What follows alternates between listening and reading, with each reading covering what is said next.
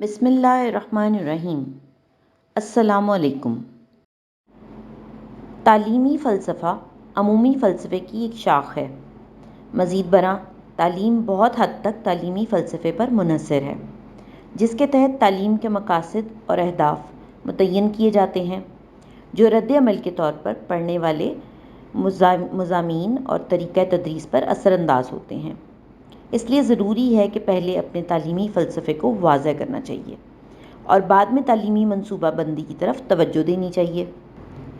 James راس کے کہنے کے مطابق فلسفہ اور تعلیم ایک ہی سکے کے دو رخ ہیں، جس میں اول ذکر غور و فکر کے پہلو جبکہ مؤخر ذکر عملی پہلو پر مشتمل ہوتا ہے۔ فلسفہ اور تعلیم ایک دوسرے کے لیے لازم و ملزوم ہیں۔